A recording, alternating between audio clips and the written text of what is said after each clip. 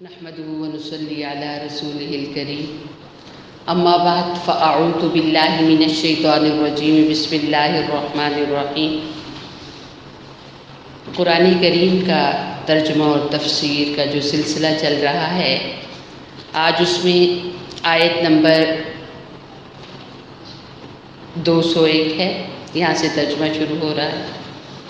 وَمِنْهُمْ، اور ان میں من وہ بھی ہے، یقول جو کہتا ہے، ربنا اے ہمارے رب، آتنا دے ہمیں فی الدنیا دنیا میں حسنتاً بھلائیاں، بھلائی، وفی الآخرتی اور آخرت میں حسنتاً بھلائی، وقنا اور بچا ہمیں عذاب النار آگ کے عذاب سے۔ بعض لوگ تو پیچھے آپ نے پڑھا کہ عمرہ اور حج جیسا عمل کرتے ہیں اور پھر اس میں ہر موقع پر دعائیں قبول ہوتی ہیں، تو دعاؤں میں صرف دنیا مانگتے ہیں، اللہ رزق دے، اللہ خوشی دے، اور یہاں پر اللہ رب العزت نے ان لوگوں کی تعریف کی ہے جو لوگ اپنی دعاؤں میں صرف دنیا نہیں مانگتے، جو لوگ اپنی دعاؤں میں آخرت مانگتے ہیں، دنیا اور آخرت بلکہ دونوں مانگتے ہیں، اور مانگنا بھی یوں ہی چاہیے، صرف دنیا نہیں آخرت بھی، کیونکہ وہاں ہمیشہ رہنا ہے۔ یہ تو تھوڑی سی زندگی ہے، چاہے انسان کتنی لمبی عمر پالے، لیکن ختم ہونا ہے اس عمر میں۔ حضرت نوح علیہ السلام نے اپنی زندگی کے کتنے سال گزارے، لمبی عمر پائی، لیکن وہ بھی دنیا سے چلے گئے۔ تو کوئی بھی جو دنیا میں آیا ہے، جو بھی مخلوق ہے، اس کو ختم ہونا ہے، اس کو جانا ہے۔ تو صرف یہ نہیں کہ انسان ایسی جگہ کے لیے جہاں تھوڑا سا وقت ہو، اس کے لیے سب کچھ مانگے، یہ تو بے وقوفی ہے۔ اس انسان کو کوئی عقل مند نہیں کہے گا جو وزٹ روم میں بیٹھا ہو، گاڑی کا انتظار کر رہا ہو، اور پھر وہاں اپنا گھر بھی بنا لے اور اپنا گھر بھی سجا لے اور وہیں رہنے کی ٹھان لے، اور پتہ ہے کہ یہ صرف انتظار گاہ ہے، یہاں پر صرف بیٹھے ہوئے ہیں، انتظار کر رہے ہیں، جیسے گاڑی آئے گی چل پڑیں گے، ہمارا سفر شروع ہو جائے گا۔ تو اس کو کوئی عقل مند نہیں کہے گا۔ عقل مند کون ہوگا؟ جو انتظار گاہ میں داخل ہوا تو اس کی نظر گاڑی پر ہے، اور اس کی نظر اپنی منزل پر ہے، اور اسے بس وہاں بیٹھنا ہے یا کھڑے ہونا ہے، صرف اس مقصد کے لیے کہ گاڑی آئے اور ہم چل پڑیں۔ تو وہ تیاری بھی اسی طرح کرتا ہے وہاں پر۔ تو یہاں پر بھی یہ کہا گیا ہے کہ صرف دنیا نہیں مانگتا، لوگوں میں بہترین انسان کون ہے؟ جو اپنی آخرت بھی مانگتا ہے۔ آپ دیکھتے ہو کہ آخرت کے سفر پر بچے، جوان، بوڑھے سب رواں دواں ہیں، اور جب یہ سفر شروع ہوتا ہے، کسی کا بھی جب وقت آتا ہے تو یہ نہیں دیکھا جاتا کہ یہ بالکل ابھی جوان ہے، اس کی تو عمر ابھی 15 سال ہے یا 16 سال ہے، یا اس کا ابھی رشتہ بھی ہونا ہے، اس کی تو ابھی شادی بھی ہونی ہے، اس کی تو ابھی زندگی میں اس نے کتنی اپنے لیے خواب دیکھے ہیں، ان کی تعبیر اس نے لینی، ایسا نہیں دیکھا جاتا۔ جب وہ وقت آ جاتا ہے تو یہ نہیں کہ اب چھوٹے چھوٹے بچے ہیں اور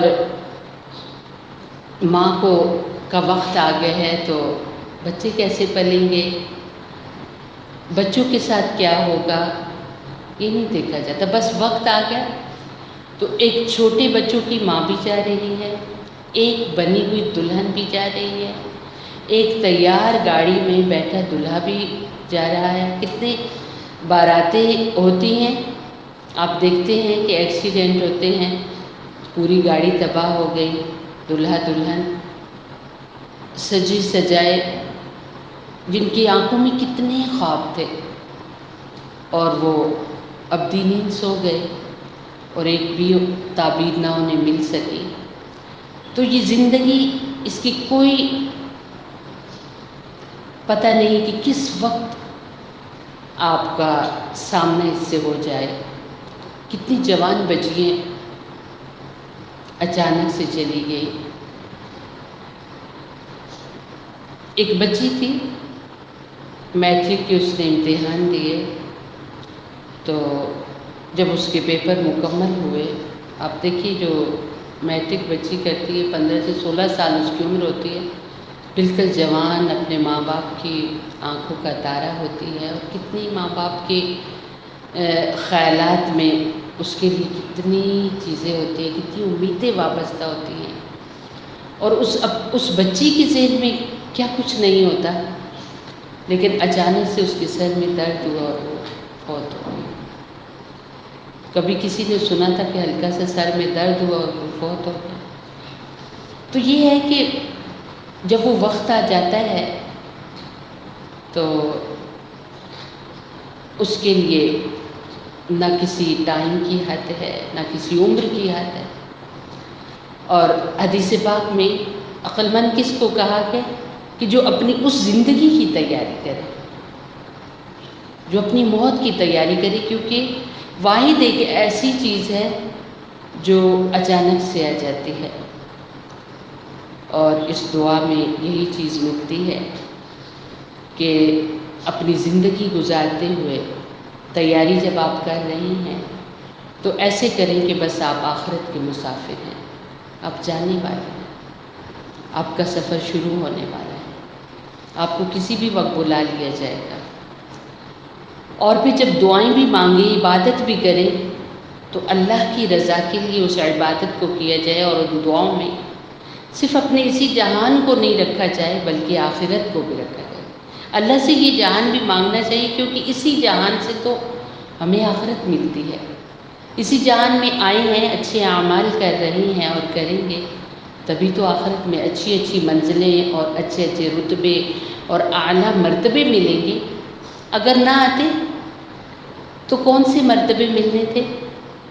ایک بچی حافظ قرآن بنتی ہے اور وہ اپنے قرآن کی حفظ پر صحیح پابندی کرتی ہے، یعنی عمل بھی کرتی ہے، اور قرآن کو حفظ کرنے کے بعد راتوں کو گہری نیند یوں ہی نہیں سوئی رہتی بلکہ رات کے لمحوں میں قرآن کی تلاوت بھی کرتی ہے۔ تو جب وہ اللہ کی حضور پیش ہوگی تو پھر اللہ تعالیٰ کی طرف سے کیا صدا ہے کہ آپ قرآن پڑھتے جاؤ اور جنت کی سیڑھیاں چڑھتے جاؤ، اور جہاں پر آپ کے قرآن کریم کی آخری آیت ہوگی وہی آپ کی منزل ہوگی۔ سبحان اللہ۔ اور ایک بچی قرآن کریم کا ترجمہ تفسیر پڑھتی ہے یا کتابیں پڑھتی ہے تو وہ قرآن کا علم حاصل کر رہی ہے۔ ایک ایک لفظ سے کتنے علوم ظاہر ہوتے ہیں، کتنی اللہ تعالیٰ کی طرف سے ملنے والی نعمتیں ہمیں ملتی ہیں۔ تو قرآن کریم کو حفظ کرنے والے انسان کو تو قرآن کریم کی آیات کے مطابق مرتبے ملیں گے، اور قرآن کریم کی تفسیر پڑھنے والوں کو قرآن کریم کے ساتھ جڑا ہوا جو علم ہے، یعنی دینی تعلیم حاصل کرنے والوں کو تو بے شمار ان گنت درجے اور مرتبے ملیں گے۔ تو جب دنیا کی زندگی گزاری جائے تو اسے آخرت سامنے رکھ کے گزارا جائے، یہ نہیں کہ وہ بچی اس کو کوئی عقل مند نہیں کہتا کہ جو کہتے کہ بس یہ کام ابھی کر لوں تو بعد کا کام بعد میں کروں۔ نہیں، آپ کے سامنے جو کام آیا، مثال کے طور پہ آپ نے کہیں جانا ہے، آپ کو اپنے کپڑے تیار کرنے ہیں اور آپ کو جانا بھی ہے، آپ نے اس وقت بھی پہننے اور آپ نے بعد میں جب نکلنے لگیں گے جب بھی پہننے ہیں۔ تو عقل مند کون بچی ہے جب وہ اس کو بعد میں جو نکلنا ہے نا، اس وقت کا جو لباس ہے اور جو تیاری ہے وہ بھی ساتھ ساتھ کر لیں، تاکہ نکلتے وقت میرے اوپر کوئی بوجھ نہ ہو، میں مصروف نہ ہوں، وہ جلد از جلد ایک وقت میں ڈبل کام کر لیں۔ تو یہ سوچ کر کہ آج ہماری عمر تھوڑی ہے، آج ہمارے پاس وقت کم ہے، نہ آج ہمارے پاس ابھی تو جوانی شروع ہوئی ہے، تو کیا ہے ابھی تو بڑی عمر پڑی ہوئی ہے، پھر کر لیں گے۔ پھر کا جو لفظ ہے استعمال کرنے والے لوگوں کو کبھی پھر والا لمحہ ملا نہیں۔ آپ کو یہ وقت ملا ہوا ہے، آپ ڈبل کام کرو. آپ دین سیکھ رہے ہو، اللہ کی رضا کے لیے اس کو سیکھو. اللہ رب العزت سے دنیا کے ساتھ ساتھ آخرت مانگو. اور یہ دعا پڑھتے ہوئے اس میں یہ ذہن رکھو کہ اللہ دنیا میں بھی نیکیاں دے، یعنی ایسے کام کرنے کی توفیق عطا فرما کہ جس سے تو راضی ہو، جس سے میری آخرت بنے. اور اے اللہ آخرت جو ہے نا وہاں کے، اب دیکھیں نا، اے اللہ آخرت میں جو، اے اللہ ہمیں ایسے کام کرنے کی توفیق دے جو آخرت میں بھی بھلے ہوں، یعنی ہمارے لیے نجات کا باعث بنے اور ہمیں وہاں کے عذاب سے بچانا. تو گویا وہاں یہاں کی جانے والی غلطیوں پر سزائیں ملیں گی، پکڑ ہوگی. علماء فرماتے ہیں کہ اگر کوئی انسان نماز چھوڑتا ہے، اب جیسے ایک دن پورے دن کی 5 نمازیں نہیں پڑھی، چاہے وہ جان بوجھ کے تو اگر نہیں پڑھی تو پھر تو اسلام سے خارج ہو کے کلمہ پڑھنا پڑے گا. اور اگر ویسے ہی غفلت میں نہیں پڑھی، پھر جیسے عادت اگر آپ کو نہیں ہے یا آپ دھیان نہیں دیں گے تو نماز جیسا عظیم عمل آپ کی زندگی سے گزرتا چلے جائے گا، اور وقت گزرتا چلے جائے گا، آپ کو احساس تک نہیں ہوگا کتنے قیمتی لمحے میری زندگی کے آج کے دن میں نکل گئے اور میں نماز بھی نہیں پڑھ سکی اس میں. اور اللہ کا سب سے بڑا عمل، سب سے بڑا کام، جس کو 700 بار اللہ نے قرآن میں کہا اور نبی علیہ السلام نے انگنت بار اپنی احادیث میں ارشاد فرمایا ہے. تو علماء فرماتے ہیں کہ یہ انسان جب قبر کے اندر جائے گا تو جیسے ہی منکر نکیر سوال و جواب کرنے کے بعد ہٹیں گے تو پھر ایک بہت بڑا سانپ آ جائے گا، اتنا بڑا کہ جو اس قبر کی جو بناوٹ ہے، وہ جو کمرہ بنا ہوا ہے، وہ جو گھر بنا ہوا ہے، اس سے بھی بڑا ہوگا. اور وہ پاؤں سے لپٹنا شروع ہو جائے گا، اور اس کا منہ جو ہے نا وہ سامنے ہوگا اور بہت بھاری، یعنی اس کا صرف ایک منہ نہیں ہوگا بلکہ کئی اس کے منہ ہوں گے. اور وہ لپٹتا ہوا انسان کے سینے پر پہنچ جائے گا، پورے جسم اور پوری باڈی کے ساتھ لپٹ جائے گا اور سینے پر آ کر وہ رول ہوگا، اکٹھا ہو جائے گا اور پورا وہ ڈھیر لگ جائے گا. اور وہاں پر وہ ایسے ڈھیر جب ہوگا، اس کیفیت کو آپ اپنے ذہن میں لائیں اور ایک طریقہ مراقبہ کریں، اس کے کیفیت کو ذہن میں لا کر کے بالکل ایسے ہو رہا ہے. کیونکہ زندگی اتنی جلدی ختم ہو جاتی ہے، پتہ بھی نہیں چلتا کہ کتنی ذہن میں خیالات کل یوں کریں گے لیکن کل ملی نہیں. تو پھر ایسے وہ دل کے اوپر ڈھیر ہو جائے گا، اور پھر وہاں پر بیٹھ کر وہ اس مردے کی ہونٹوں کے اوپر ڈسے گا. آپ یہ کبھی تصور تو کریں کہ ایک تنہا جگہ ہے اور وہاں پر ایک سانپ آیا جو جسم کے ساتھ لپٹ گیا، اور پھر جسم کے اوپر وہ ڈھیر ہو گیا اور پھر وہ ہونٹوں پر کاٹ رہا ہے. اور علماء فرماتے ہیں جب وہ ایک بار ڈسے گا تو انسان 7 زمین نیچے چلا جائے گا، 7ویں زمین تک پہنچ جائے گا. اتنا گہرا اور اتنا شدت کا اس کا وہ ڈسنا ہوگا، وہ کاٹنا ہوگا. اور علماء فرماتے ہیں اگر یہ سانپ اپنا لعاب، اپنے منہ کا جو ہے نا وہ پانی کا قطرہ، وہ زہر کا قطرہ، وہ اگر دنیا کے پانی میں ڈال دے تو مٹھاس ختم ہو جائے، کڑواہٹ ہر جگہ پیدا ہو جائے. یعنی ایک سانپ کے اندر اتنی رب کریم نے زہر بھری ہے اور یہ بے نمازی کو کاٹے گا. تو دنیا میں اچھے اعمال آخرت بنانے کے لیے کیجیے، اور آخرت کو سامنے رکھ کر کیجیے دنیا کے عملوں کو، اور وہی خوش نصیب ہے. اولئک، یہ لوگ، لہم، ان کے لیے، نصیب، حصہ ہے، مما، اس میں سے جو کسبوا، انہوں نے کمایا. یعنی آج جو بھی کردار ادا کر رہے ہیں، آخرت میں ان کو اس کا بھرپور صلہ ملے گا، اچھے اعمال کا اچھا صلہ ملے گا. کہتے ہیں نا آج کے اچھے عملوں کی دوسری تصویر ہے آخرت میں جنت، اور آج کے برے عملوں کی دوسری تصویر ہے آخرت میں دوزخ، اور دوزخ کے اندر کے عذاب. واللہ، اور اللہ تعالیٰ، سریع، بہت جلد حساب لینے والا ہے. وَاذْكُرُوا، اور یاد رکھو، اللہ تعالیٰ کو، فی ایام، دنوں میں، معدودات، گنتی کے. یہ حج کا تذکرہ چل رہا ہے. انسان جو دنیا میں آیا، جیسے کہ پیچھے بھی بتایا گیا ہے کہ اللہ رب العزت نے اس کی زندگی کو خوبصورت بنانے کے لیے اپنے کچھ کام دیے ہیں. ان میں سے ایک تو ایمان ہے، یعنی کلمہ پڑھنا ہے، پھر نماز ہے، پھر روزہ ہے، پھر زکوٰۃ ہے، اور پھر حج ہے. تو یہاں حج کا ذکر چل رہا ہے، اور جتنے بھی اعمال ہیں، جتنے بھی کام ہیں اللہ رب العزت نے جو ہمیں کرنے کو دیے ہیں، وہ ہم اپنے اپنے گھروں میں کرتے ہیں. لیکن یہ جو کام ہے حج یا عمرہ، یہ اپنے گھر میں نہیں کر سکتے، بلکہ اس کے لیے اللہ رب العزت کے گھر کا سفر کرنا پڑتا ہے، مکہ مکرمہ میں جانا پڑتا ہے، اور پھر وہاں 2 عبادتیں کی جاتی ہیں. ایک کا نام عمرہ ہے اور ایک کا نام حج ہے.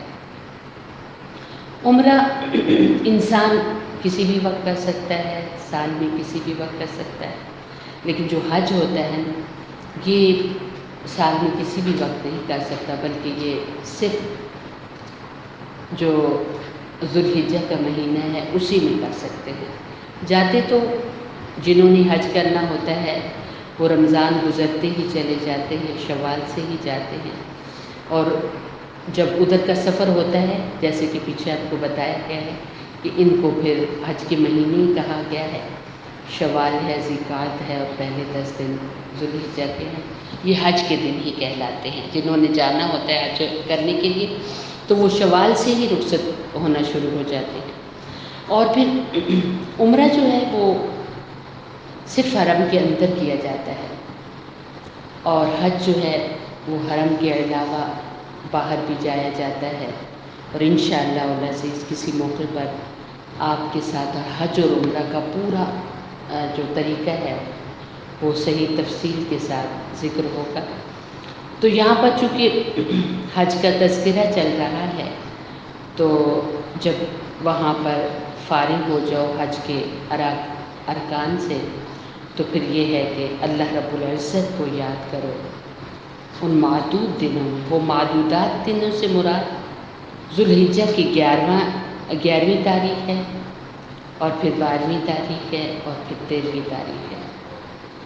اور پھر وہاں پر اللہ کا ذکر یعنی کیا جاتا ہے. فمن تعجل، پھر جو کوئی جلدی چلا گیا، فی یومین 2 دنوں میں، فلا اثم علیہ، اس پر کوئی گناہ نہیں. ہوتا اس طرح ہے کہ حج سے فارغ ہو کر مینا میں جس جگہ پر قربانی کی جاتی ہے وہاں پر رکنے کا حکم ہے. اور انہی دنوں میں نا وہاں پر جو شیاطین کو کنکرے مارے جاتے، پتھر مارے جاتے ہیں، وہ ان دنوں میں مارے جاتے ہیں. اور پھر ہر نماز کے بعد تکبیرات بھی کہی جاتی ہیں. لیکن اگر کوئی بندہ یہ اعمال کرنے کے بعد وہاں رکا نہیں، چلا گیا، تو کہ ومن تأخر، اور جو دیر سے کیا، فلا اثم علیہ، اس پر بھی گناہ نہیں. لمن، اس شخص کے لیے، یعنی کیسے انسان کے لیے، لمن، اس شخص کے لیے، نتقا، جو ڈرا، یعنی جو اللہ سے پرہیزگاری رکھتا ہے، اللہ سے ڈرتا ہے، اس کے لیے. واتقوا اللہ، اللہ سے ڈرو. آپ دیکھیں گے کہ حج و عمرہ میں جتنی بھی ان کی آیات ہیں ان میں تقوی کی زیادہ تلقین کی گئی ہے. اس کی چند وجوہات بھی ہیں کہ جب انسان گھر سے جاتا ہے، وہاں پر آپ کو پتہ ہے کہ حج و عمرہ میں اکٹھ ہوتا ہے، مرد عورتیں اکٹھے ہوتے ہیں. اور پھر یہ ہے کہ بعض اوقات کتنے لوگوں کا ایسے سامان ہوتا ہے کہ بھول جاتے ہیں رکھ کر، یا جیسے جوتیاں اتاری، یاد ہی نہیں رہا وہاں سے اٹھانی، یا پڑی ہوئی تھی، کوئی آیا باہر نکل کر، جیسے آپ لوگ کی بھی عادت ہوتی ہے نا کہ جوتا کسی کا پڑا اٹھا کر پہن لیا. تو یہ ہے کہ دل کے اندر جب ڈر ہوگا نا، تو چاہے ننگے پاؤں جتنی دیر پھرتے رہیں کسی کا جوتا نہیں استعمال کریں گے، اور چاہے جتنی بھی ضرورت مند ہو کسی کی چیز نہیں اٹھائیں گے. اور چاہے جتنا بھی دل کر رہا ہو کہ نظریں اٹھا کر دیکھ لو یہ فلاں ملک کے لوگ آئے ہوئے ہیں، یہ فلاں ملک کی خواتین آئی، جب دل کے اندر ڈر ہوگا تو نظر اٹھے گی نہیں. تو تقوی کو گویا کہ اللہ کے ڈر کو گویا کہ اپنے ساتھ باندھ لو. وَاعْلَمُوا یقین کرو انکم بے شک تم الیہ اللہ کی طرف تحشرون اکٹھے کیے جاؤ گے. یہاں تک حج و عمرہ کا تذکرہ تھا. بڑی خوبصورت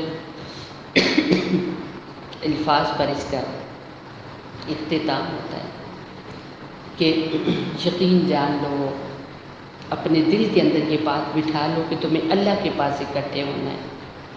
جب انسان اپنے دل کے اندر یہ بات ٹھان لیتا ہے کہ مجھے واپس جانا ہے، تو پھر اپنی واپسی کی تیاری کو اچھی طریقے سے کرتا ہے. اب ایک بچی ہے نا، اس کو یہ ہے کہ کام تو جو بھی آپ کریں نا وہ اللہ کے لیے کریں. لیکن ایک ہوتا ہے ذہن بنایا ہوتا ہے کہ میں پڑھ رہی ہوں تو ظاہر ہے سب کے سامنے میری تعلیم کھلے گی کہ کتنا پڑھ کے آئی ہے. تو اس میں یہ ہے کہ جو آپ کے پیپر ہوتے ہیں، اس کا جو آپ کا رزلٹ آتا ہے تو وہ سب کو پھر پتہ چلتا ہے کہ اس کا ایسا رزلٹ ہے. تو بعض بچی اس قدر محنت کرتی ہیں کہ مجھے اللہ رسول کے سامنے بھی شرمندہ نہیں ہونا اور انسانوں کے سامنے بھی شرمندہ نہیں ہونا کہ میں اتنا وقت اپنی تعلیم کو میں نے دیا تو میں نے کیسے پڑھا، میرے اتنے کم نمبر ہیں. تو وہ بڑی اچھی تیاری کرتی ہے کہ مجھے واپس ایک خاندان میں جانا ہے، ایک معاشرے میں جانا ہے. تو وہ بہت اچھی تیاری کرتی ہے، تو پھر اس کو رزلٹ بھی اچھا ملتا ہے. تو وہ کون اچھی تیاری کرتی ہے؟ جس کی یہ سوچ ہو. سب سے پہلی سوچ تو یہ کہ اور جو بھی عمل ہو اس کے لیے ذہن میں تو یہ ہو کہ اللہ کے لیے ہے، اللہ راضی ہو اس سے. اور پھر بعض جو ذہن بنا رہی ہوتی ہیں کہ ہمیں واپس بھی تو ظاہر ہمارا رزلٹ سب کے سامنے ہوگا. اور بعض ایسے لوگ ہوتے ہیں جن کے ہاں دین کی تعلیم کی اہمیت ہوتی ہے، تو ان کے بچے جب پڑھ کے فارغ ہوتے ہیں تو وہ تحدیث بن نعمت کے طور پر اس نعمت کا اظہار کرتے ہوئے کہ ہمیں بہت خوشی ہوئی ہے کہ ہماری بچی نے یہ پڑھا، ہمارے بچے نے یہ پڑھا. تو وہ سب کو بلاتے ہیں، ایک دعوت ہوتی ہے، اکٹھے ہوتے ہیں لوگ اور بڑی خوشی اس میں کرتے ہیں. اور پھر سب کے سامنے یہ بتایا جاتا ہے ہماری بچی یا بچے نے اتنا عرصہ پڑھا پر اس کا رزلٹ یہ ہے.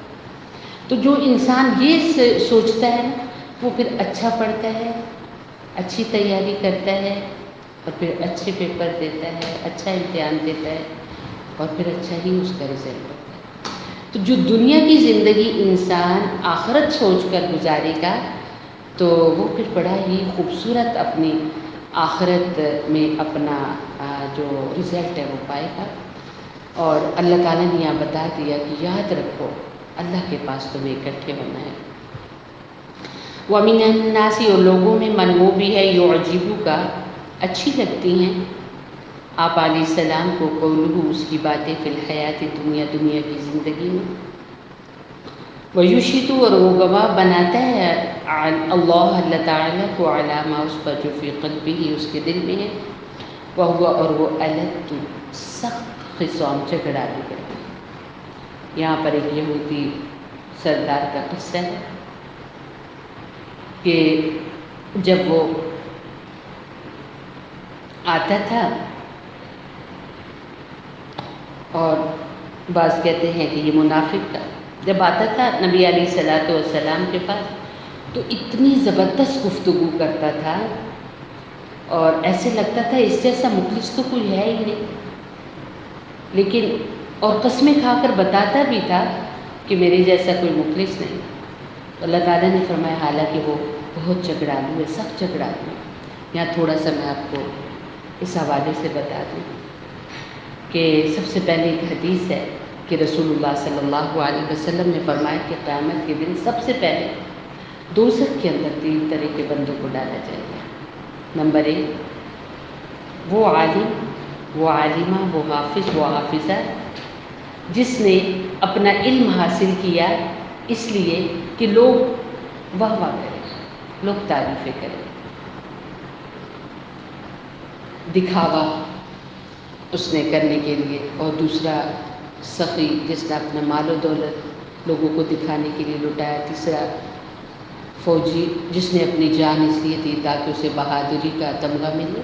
تو ان 3 اشخاص سے دوزخ کی ابتدا کی جائے گی، انہیں سب سے پہلے ڈالا جائے گا۔ تو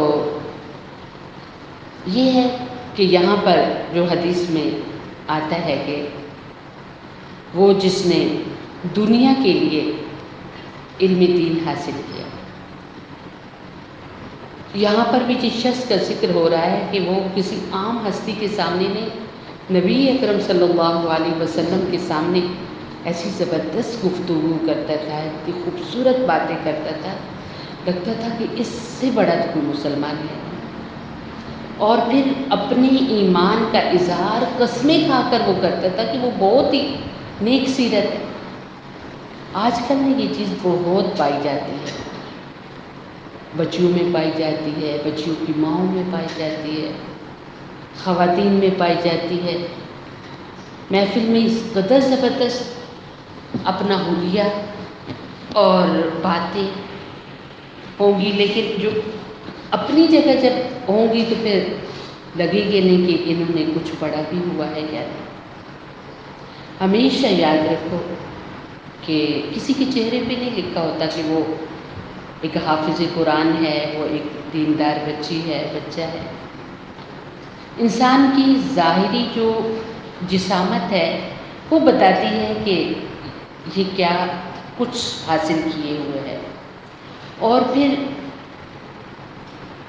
ہمیں ہر پل اور ہر وقت دیکھنے والی ذات اللہ کی ذات ہے۔ انسان کسی پل اور کسی لمحے بھی اپنے اللہ سے چھپ نہیں سکتا۔ خود اللہ تعالیٰ نے فرمایا ایک جگہ پر کہ الم یعلم بان اللہ یرا، کیا تجھے نہیں پتا کہ اللہ تجھے دیکھ رہا ہے؟ آپ کسی بھی جگہ چلے جائیں، اللہ آپ کو دیکھ رہا ہے۔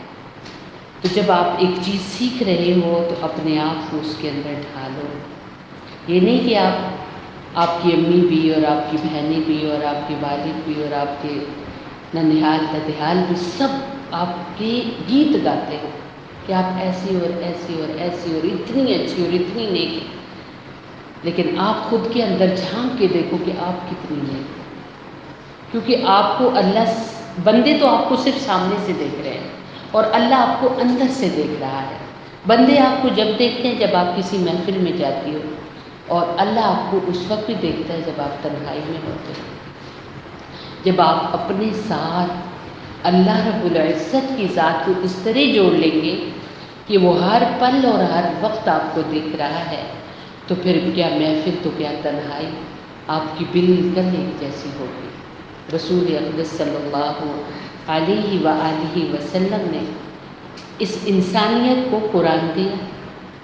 تو سیدہ عائشہ صدیقہ رضی اللہ تعالی عنہا سے صحابہ نے جب پوچھا کہ اماں جان آپ صلی اللہ علیہ وسلم کی زندگی کیسی تھی، تو سیدہ ام المؤمنین حضرت عائشہ صدیقہ رضی اللہ تعالی عنہا فرمانے لگی کہ نبی اکرم صلی اللہ علیہ وسلم قرآن کی چلتی پھرتی تصویر تھے، جو 30 پارے میں جو کچھ ہے نا اس کی چلتی ہوئی تصویر تھے اللہ کے پاک پیغمبر علیہ الصلوۃ والسلام۔ تو نبی علیہ السلام نے جو دیا لوگوں کو وہ اپنے اوپر اس کو استعمال کیا۔ تو امت کو بھی یہی سبق ہے کہ آپ جو سیکھ رہے ہو آپ خود کو ویسے بناؤ، ویسے نہیں کہ محفلوں میں اتنی خوبصورت باتیں، اتنی اچھی باتیں، اتنا خوبصورت سوچ اور لوگوں کے سامنے اس قدر اعمال کی تشریح، لیکن تنہائی میں کیا ہے؟ وَهُوَ أَلَدُّ الْخِصَامِ، وہ سب جھگڑالو ہے۔ یعنی کسی کی ذرا سی بھی بات کرو، لوگوں کی محفل میں کیا ہے کہ ترغیب اور بیانات کیا ہو رہے ہیں؟ صبر کی تلقین اور خاموشی اور سب، اور دین اسلام کے احکام، اور تنہائی میں کیا ہے؟ ایک لفظ کسی کا برداشت نہیں ہوتا، بلکہ کوئی کہے بھی نہیں، کسی کی چہرے کی جو تصویر ہے اسے دیکھ کر ہی برس پڑتی ہیں، اچھا یوں کہہ رہے ہیں تو یہ ہو رہا ہے تو یوں ہے۔ یہ بہت غلط بات ہے اور یہ بڑی نقصان دہ اور اس کا آخرت میں بہت برا انجام ہونے والا ہے۔ آپ دیکھیے ایک سردار تھا وقت کا، کس چیز کی کمی تھی؟ مال و دولت، عزت، شہرت، سب کچھ تھا، اور پھر گفتگو میں ایسے لگتا تھا کہ اس جیسی تو گفتگو کسی کو آتی ہی نہیں ہے، لیکن ظاہر اور باطن الگ الگ کرنے کی وجہ سے انجام کیا ہوا اللہ بتا رہے ہیں۔ ایک تو یہ بتایا کہ وہ سخت جھگڑالو ہے، اور پھر آگے فرمایا کہ وَإِذَا تَوَلَّى سَعَىٰ، اور جب وہ لوٹے، یعنی آپ علیہ السلام کی محفل سے جب اٹھ کر وہ جاتا تھا باہر، لِيُفْسِدَ فِيهَا، تاکہ وہ فساد کرے، وہاں لوگوں سے جھگڑے کرتا تھا، يُهْلِكَ الْحَرْثَ، کھیتیوں کو ہلا کر جلا دیتا تھا لوگوں کے کھیت کو، وَالنَّسْلَ، اور نسل کشی کرتا تھا، یعنی وہ جانور آگے چڑھا تو اس کو مار رہا ہے، کوئی بندہ آیا تو اس کو قتل کر رہا ہے۔ واللہ، اور اللہ تعالیٰ لا یحب، نہیں پسند کرتا فسادیوں کو۔ یاد رکھو کہ فساد کا مطلب کیا ہوتا ہے؟ جھگڑا کرنا، چاہے وہ ہاتھوں سے جھگڑا ہو رہا ہو یا زبان سے جھگڑا ہو رہا ہو۔ اللہ کا کبھی بھی یہ بندہ محبوب نہیں بن سکتا جو اس قسم کی رویے اور اس قسم کی جس کی عادات ہو، جو انسانوں کو بھی تکلیف دیتا ہو، جو کھیتوں کو بھی تکلیف دیتا ہو۔ اکثر ہوتا ہے کہ گزرتے ہوئے اتنا خوبصورت پھول لگا ہوتا ہے، توڑ لیتے ہیں، اتنی خوبصورت ٹہنی کے ساتھ سبز سبز پتے توڑ لیتے ہیں، ضرورت بھی نہیں، توڑ لیا، بس ٹھیک ہے، پاس سے گزرتے خوشبو لے لیں، گزر سے پھول کو اس کی جگہ پر رہنے دیں، پتوں کو اور اس ٹہنی کو اپنے درخت کے ساتھ جڑا رہنے دیجیے، توڑ لیتے ہیں۔ یہاں پر اللہ تعالیٰ ایک ایسے بندے کا جس کا ظاہر اور باطن دونوں فرق میں اس کے بارے میں بتا رہے ہیں کہ وہ جدھر جاتا ہے دوسروں کے لیے تکلیف کا باعث بنتا ہے، دکھ کا باعث بنتا ہے، تو اللہ کا کبھی یہ بندہ محبوب نہیں بن سکتا۔ وَإِذَا، اور جب قیل کہا جاتا ہے لو اس کو اتق اللہ، اللہ سے ڈر، اخذتہ العزت، پکڑ لیتی ہے اس کو عزت، بالاسم، گناہ کے ساتھ۔ جب اسے یہ کہا جاتا ہے کہ یہ کیا محفل نبی صلی اللہ علیہ وسلم میں کیا گفتگو تھی اور کیا باتیں کر رہے تھے، اور عملی زندگی کیا ہے، اللہ سے ڈرو، تو کہتا ہے کہ کون سا میری عمر زیادہ ہوگی، کون سی میری عمر زیادہ ہو۔ کتنے لڑکے دنیا میں ایسے ہیں جن کو یہ کہا جائے نا کہ داڑھی رکھو، نبی صلی اللہ علیہ وسلم کی مبارک سنت ہے، اور تم ہر ہفتے اور ہر مہینے میں نالیوں کے اندر گراتے ہو، اور نبی صلی اللہ علیہ وسلم تو کبھی اس امتی کی طرف نہیں دیکھیں گے جس کی چہرہ نبی علیہ السلام کے ساتھ ملتا نہیں ہوگا، تو آگے سے کیا جواب دیتے ہیں کہ بوڑھے ہوں گے تو رکھ لیں گے، ابھی عمریں کیا ہوئی ہے۔ اور کتنی بچیاں ایسی ہیں، بلکہ کتنی بڑی عمر کی خواتین ایسی ہیں، اگر ان کو کہا جائے کہ دیکھو یہ جسم اللہ رب العزت نے جو دیا ہے، اس دنیا میں اللہ کا حکم ہے اس کو چھپاؤ، تو آپ پردہ کرو، تو آرام سے کہتی کون سا عمر زیادہ ہوگی، جب بڑی عمر کے ہوں گے تو برقع پہن لیں گے نا، یا بڑی چادر لے لیں گے، پردہ کر لیں گے۔ تو اللہ کا کیا فیصلہ ہے، فحسبہ جہنم، بس کافی ہے اس کو دوزخ، اس کو جہنم کافی ہے۔ یعنی یہ نہیں مانتا تو خیر ہے، ہمارے پاس آئے گا تو ہم اس کا علاج کریں گے، اور یہ دوزخ میں پہنچے گا، وَلَبِئْسَ الْمِہَادُ، البتہ برا ہے ٹھکانہ۔ وہ اللہ جس نے دوزخ کو بنایا، وہ اللہ خود فرما رہا ہے کہ وہ بہت بری جگہ ہے، تو خود کو اس کے لیے تیار کرنا ہے، جنت کے لیے، دوزخ کے لیے نہیں۔ اللہ نے ہر انسان کو جو دنیا میں بھیجا ہے تو خود کو جنت کے لیے تیار کرے، اس لیے بھیجا ہے۔